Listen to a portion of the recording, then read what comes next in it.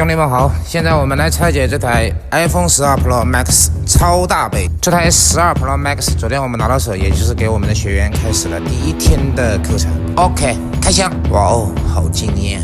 接下来我们来看一下它的配件有哪些配置：一根数据线，一个 SIM 卡针，以及历来苹果传统的一张 logo 大头贴，就是没有看到充电器、耳机。这特工减料搞得苹果还美名其曰为环保。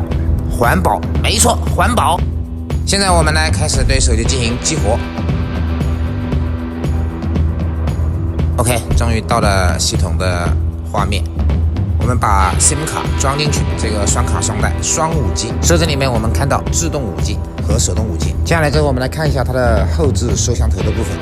后置1、2、3均采用了1200万像素超广角、广角、长焦摄像头。取下 SIM 卡针之后，我们来测试它的无线反向充电。下面这个手机是我们的华为大兄弟，给它来进行充电。OK， 可以给它充电。现在用12 Pro Max 给华为进行充电，不行，看来苹果真是小气的不能再小气了。不过在后摄的区域，它配置了一个激光雷达。好，关机。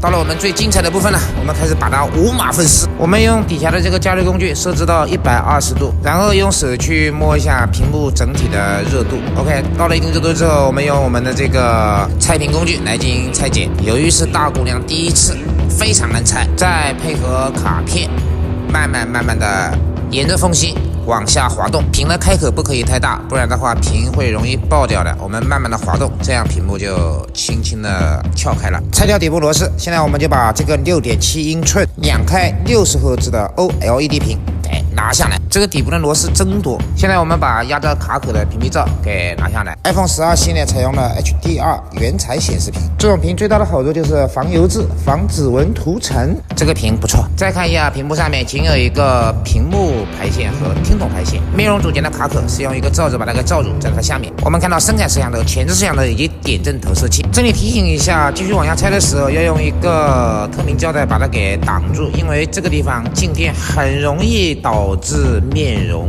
失效。前段时间面容修复技术已经支持到 iPhone 11，而 iPhone 12马上就会在我们学校出现，请兄弟们持续关注我，很快我就会投放 iPhone 12的面容修复技术。现在我们把内领座接口给挑开，然后我们来把主板给拆下来。在拆主板之前，首先我们要把 SIM 卡槽那先拆下。这次卡槽的设计不是焊在主板上面的，直接可以拿下主板。别看这个6.7寸的 Pro Max， 实际上它的主板并不大，很小。接下来我们来看一下它电池方面的表现。